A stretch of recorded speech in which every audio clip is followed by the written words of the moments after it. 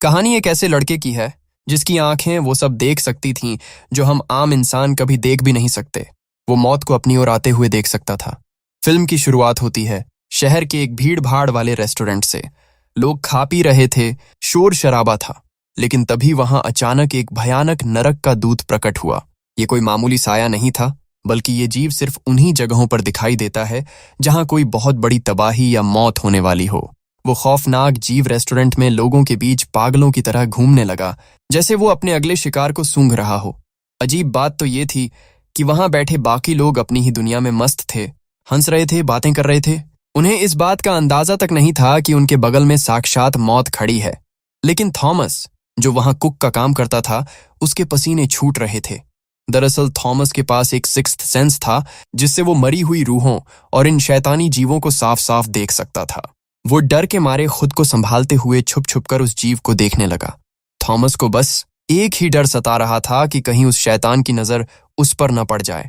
तभी पूरे रेस्टोरेंट का चक्कर लगाने के बाद वो जीव थॉमस की प्रेमिका स्टोनी के पास जाकर रुक गया। ये देखते ही थॉमस का दिल बैठ गया। उसे समझ आ गया कि आज मौत उसकी सबसे अजीज चीज पर झपट्टा मारने आई है। अपनी पहचान बचाने के लिए थॉमस ने एक चाल चली। उसने हवा में एक फ्लाइंग किस उछालने का नाटक किया। उसकी इस अजीब हरकत से वो शैतान थोड़ा उलझन में पड़ गया और उसने कुछ देर के लिए स्टोनी का पीछा छोड़ दिया। लेकिन शैतान को थॉमस पर शक हो चुका था। वो रेंगता हुआ थॉमस के बिल्कुल करीब आया, उसके चेहरे के इतने पास कि थॉमस उसकी बर्फीली सांसें महसूस कर सकता था। वो जीव उसे परख रहा था कि क्या ये इंसान वाकई मुझे देख सकता है। अंदर ही अंदर थॉमस की जान निकल रही थी। दिल मानो सीना चीर कर बाहर आ जाएगा। लेकिन उसने अपने चेहरे के हाव भाव बिल्कुल पत्थर जैसे बना लिए। उसने अपनी आंखों में रत्ती भर भी खौफ नहीं आने दिया। वो जानता था कि ये जीव आम आत्माओं की तरह नहीं होते। ये अपशकुन और तड़पती हुई मौत की एनर्जी पर पलते हैं, और अगर इन्हें जरा भी भनक लग जाए कि कोई जिंदा इंसान इन्हें देख पा रहा है तो ये उसे तड़पा तड़पा कर मौत के घाट उतार देते हैं। अपनी बेहतरीन अदाकारी के दम पर थॉमस फिलहाल अपनी जान बचाने में कामयाब रहा। उसका पत्थर जैसा चेहरा देखकर उस शैतान को लगा कि शायद ये कोई आम इंसान ही है। जैसे ही उसकी प्रेमिका स्टोनी अपनी टेबल से उठी और जाने लगी, वो खौफनाक जीव फिर से उसके पीछे हो लिया। थॉमस की सांसें अटक गईं, लेकिन तभी रेस्टोरेंट का भारी दरवाजा खुला। अंदर एक सूट पहने हुए बेहद रहस्यमयी आदमी दाखिल हुआ। उस आदमी के आते ही हवा का रुख बदल गया। उसके शरीर से मौत की इतनी तीखी गंध आ रही थी कि उस शैतानी जीव ने तुरंत स्टोनी का पीछा छोड़ दिया। थॉमस ने जब गौर से देखा तो उसकी रूह कांप गई। उस एक अकेले आदमी के पीछे नर्क के दूतों की एक पूरी फौज खड़ी थी। वो सब उसे किसी मसीहा की तरह घेरे हुए थे, जैसे उसकी काली सोच और बुराई को बढ़ावा दे रहे हों। थॉमस ने अपनी पूरी जिंदगी में इतने सारे शैतान एक साथ कभी नहीं देखे थे। उसे समझ आ गया कि अब शहर में कोई बहुत बड़ा कत्लेआम होने वाला है। वो आदमी इन सब बातों से बेखबर था। उसने बड़े इत्मीनान से दुकान से आइसक्रीम के 2 डिब्बे खरीदे और मॉल के बाहर निकल गया। लेकिन तभी एक और अजीब बात हुई। मॉल के बाहर निकलते ही वे सारे शैतान अचानक रुक गए। उन सब की गर्दन एक साथ घूमी और वो थॉमस की तरफ देखने लगे, मानो उन्हें कोई इशारा मिला हो। फिर अगले ही पल वे नर्क का एक दरवाजा खोलकर धुएं की तरह गायब हो गए। थॉमस चैन से बैठने वालों में से नहीं था। उसने अपनी स्कूटर उठाई और उस रहस्यमयी आदमी का पीछा करना शुरू कर दिया। पीछा करते करते वो शहर के बिल्कुल बाहरी इलाके में बने एक सुनसान घर तक पहुंच गया। थॉमस ने इंतजार किया और जैसे ही वो आदमी घर से बाहर निकला, उसने मौका देखकर ताला तोड़ दिया और अंदर घुस गया। घर के अंदर कदम रखते ही उसे एक अजीब सी ठंडक महसूस हुई। वहां का नजारा किसी को भी डराने के लिए काफी था। पूरा घर बेहद डरावना था और सारा सामान अस्त व्यस्त पड़ा हुआ था, जैसे वहां कोई इंसान नहीं बल्कि खुद मौत रहती हो। एस्ट्रे में थॉमस को 3 अलग अलग ब्रांड की सिगरेटें दिखाई दीं। ये देखकर वो फौरन समझ गया कि ये आदमी अकेला नहीं है, बल्कि इस भयानक खेल में उसके साथ कुछ और भी खतरनाक लोग शामिल हैं। तभी अचानक थॉमस को अपने पीछे एक बर्फीली सिहरन महसूस हुई। अगले ही पल बगल के कमरे से चीखने चिल्लाने की डरावनी आवाजें आने लगीं। उसने देखा कि दरवाजे के हैंडल से हजारों तड़पती हुई रूहें कमरे के अंदर घुसी चली आ रही थीं। देखते ही देखते उन रूहों ने पूरे कमरे को बर्फ की तरह जमा कर रख दिया। थॉमस ने अपनी पूरी हिम्मत जुटाई और उस जमे हुए दरवाजे को धक्का देकर खोल दिया। सामने दीवार पर एक अजीब सा चमकता हुआ ब्लैक होल नजर आया। जैसे ही उसने उसमें हाथ डालने की कोशिश की, अंदर से काली लपटें और शैतानी टेंटिकल्स बाहर निकले और उसे खींचने लगे। थॉमस किसी तरह अपनी जान बचाकर वहां से बाहर भागा।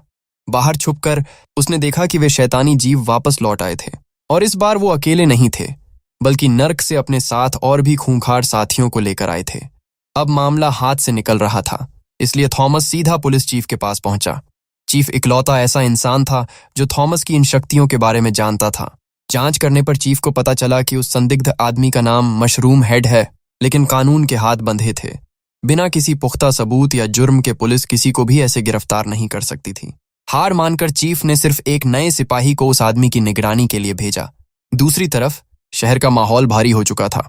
थॉमस ने सोचा कि क्यों न स्टोनी के साथ थोड़ा वक्त बिताया जाए, इसलिए वे दोनों चर्च की छत पर चले गए। लेकिन वहां भी सुकून नसीब नहीं हुआ।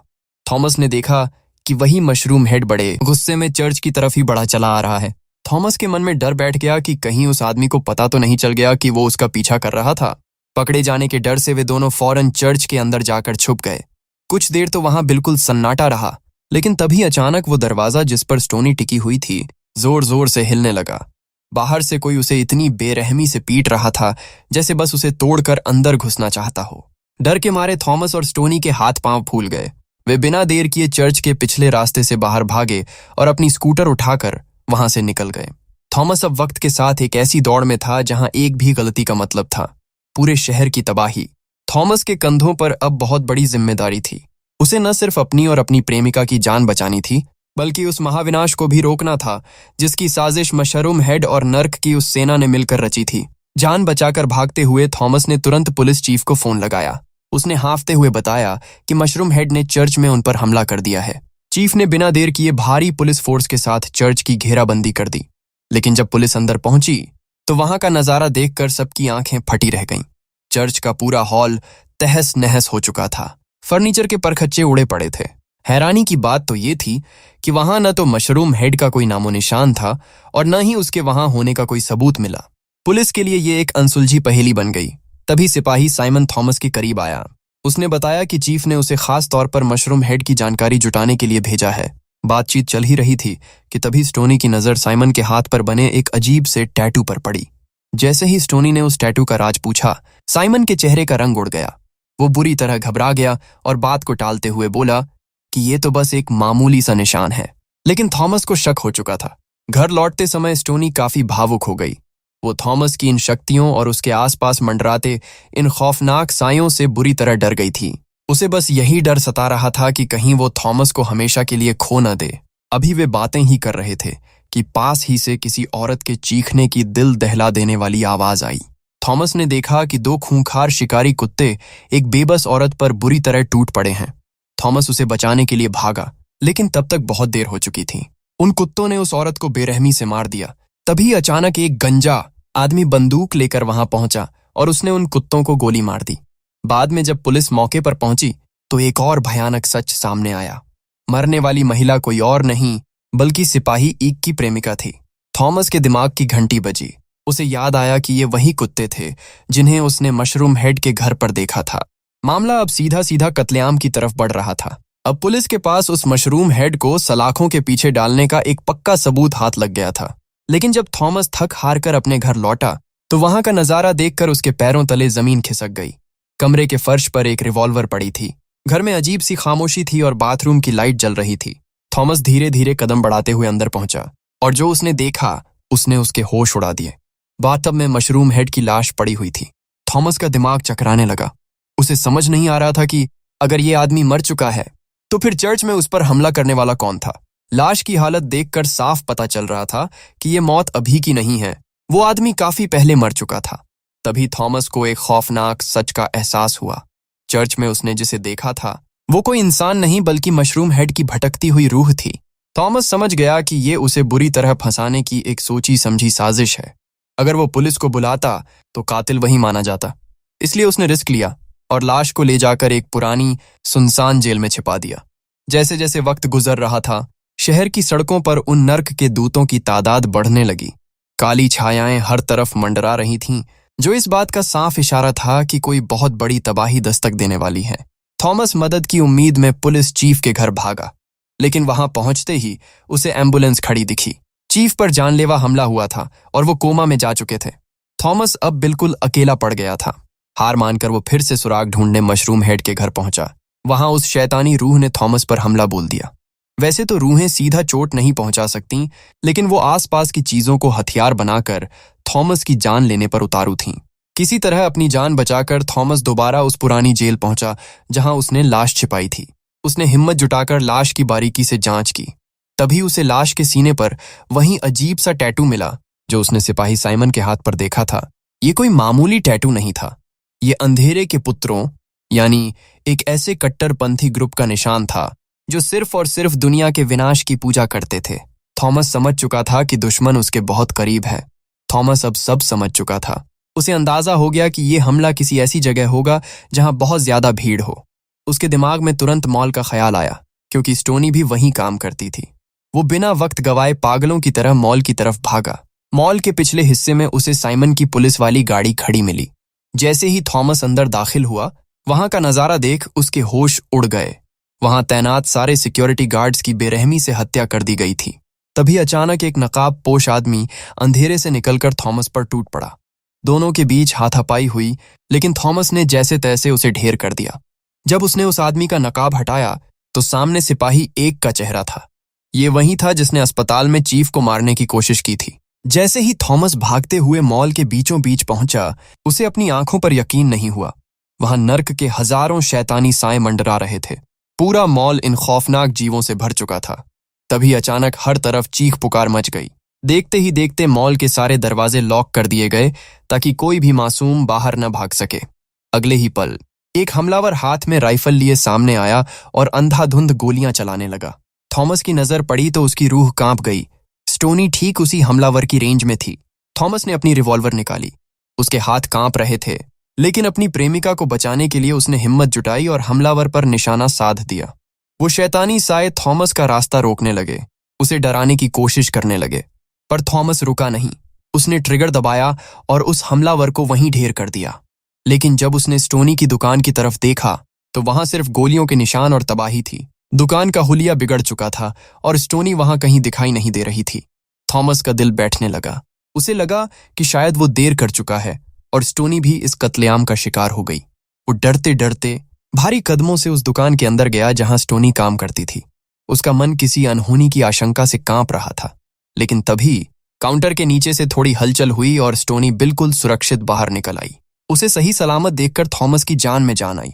स्टोनी को जिंदा देखकर थॉमस ने चैन की सांस तो ली, लेकिन उसे तुरंत ही एहसास हो गया कि खतरा अभी टला नहीं है। तभी उसकी नजरों के सामने सिपाही एक की मरी हुई प्रेमिका की आत्मा आ गई।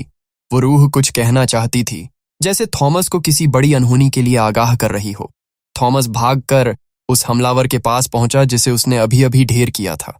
जैसे ही उसने उसका मुखौटा हटाया, उसके पैरों तले जमीन खिसक गई।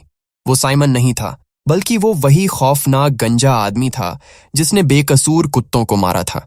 यानी ये पूरी एक सोची समझी साजिश थी। उस मरी हुई औरत की रूह का पीछा करते हुए थॉमस मॉल के लोडिंग एरिया की तरफ भागा। वहां एक बड़ा सा ट्रक खड़ा था।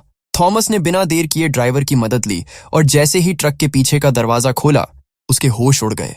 पूरा का पूरा ट्रक खतरनाक बमों से भरा पड़ा था। सबसे डरावनी बात यह थी कि बम पर टाइमर चल रहा था और फटने में सिर्फ 3 मिनट बाकी थे।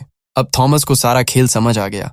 मॉल के अंदर की गोलीबारी तो बस एक दिखावा थी ताकि सबका ध्यान भटक जाए। असली मकसद तो इस विशाल धमाके से पूरे मॉल को मलबे में तब्दील करना था। नर्क के वो दूत इसीलिए वहां जमा हुए थे ताकि इस महातबाही का जश्न मना सकें।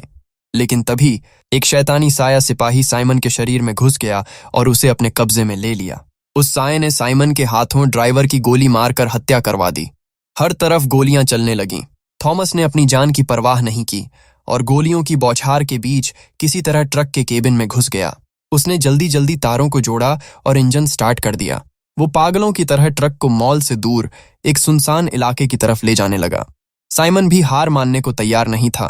वो भागकर चलते ट्रक पर चढ़ गया और थॉमस पर सीधा निशाना साधा। किस्मत अच्छी थी कि गोली थॉमस को छुए बिना बगल से निकल गई। धमाके में अब सिर्फ आखिरी के 10 सेकंड बचे थे। साइमन की बंदूक हाथ से छूटकर नीचे गिर गई और वो उसे उठाने के लिए जैसे ही नीचे झुका, मौत का काउंटडाउन शुरू हो चुका था। धमाके में बस चंद सेकंड बचे थे। थॉमस ने बिना एक पल गवाए रफ्तार से चलते ट्रक से छलांग लगा दी। अगले ही पल पीछे एक खौफनाक धमाका हुआ और पूरा आसमान आग के गोले से भर गया। वो ट्रक के परखच्चे उड़ चुके थे। साइमन और उसके अंदर छिपे वो शैतानी साए उस भड़कती आग में जलकर राख हो गए। थॉमस दूर जमीन पर जा गिरा और उसका शरीर बेजान सा पड़ गया। जब थॉमस की आंखें खुलीं तो वो अस्पताल के बिस्तर पर था। उसने सामने देखा तो उसकी प्रेमिका स्टोनी उसे अपनी बाहों में थामे खड़ी थी। थॉमस के लिए ये किसी सुकून से कम नहीं था। पूरे शहर में थॉमस के चर्चे थे। हर कोई उसे एक मसीहा मान रहा था, जिसने अपनी जान पर खेलकर हजारों बेकसूर लोगों को बचा लिया। कुछ दिनों बाद थॉमस और स्टोनी अपने घर में साथ वक्त बिताने लगे। सब कुछ इतना प्यारा और खुशहाल था कि लगा जैसे सारी मुसीबतें खत्म हो गईं। लेकिन तभी घर के दरवाजे पर दस्तक हुई। पुलिस चीफ थॉमस से मिलने पहुंचे थे। चीफ की आंखें नम थीं और उनके चेहरे पर एक गहरा दुख था। उन्होंने थॉमस के करीब आकर वो कड़वा सच बताया जिसने थॉमस की पूरी दुनिया हिलाकर रख दी। चीफ ने कांपती आवाज में कहा, थॉमस, अब इस दिखावे को रोकना होगा। पुलिस को आखिरकार उसकी बॉडी मिल गई है। ये सुनते ही थॉमस के पैरों तले जमीन खिसक गई। कड़वी सच्चाई ये थी कि स्टोनी मॉल में हुई उसी पहली गोलीबारी में मारी जा चुकी थी। थॉमस की जो तीसरी आंख थी, उसी ने उसे स्टोनी की रूह के साथ रहने का मौका दिया था। थॉमस इस गहरे सदमे को झेल नहीं पाया था, इसीलिए वो अपनी प्रेमिका की आत्मा को ही हकीकत मान बैठा। अब वो वक्त आ गया था जब स्टोनी को इस दुनिया को छोड़कर जाना था। थॉमस का दिल बुरी तरह टूट गया। वो फूट फूट कर रोने लगा। उसने भारी मन से अपनी प्रेमिका की रूह को आखिरी विदाई दी। देखते ही देखते स्टोनी की रूह धुंधली होने लगी और धीरे धीरे हवा में ओझल हो गई। उस बड़े से कमरे में अब थॉमस बिल्कुल अकेला रह गया था। वो एक ऐसा हीरो बन चुका था जिसने पूरे शहर की जान तो बचा ली, लेकिन अपनी छोटी सी खूबसूरत दुनिया हमेशा के लिए खो दी। थॉमस आज भी उन भटकती रूहों को देखता है, लेकिन उसकी जिंदगी की सबसे प्यारी रूह अब कभी लौट कर नहीं आएगी।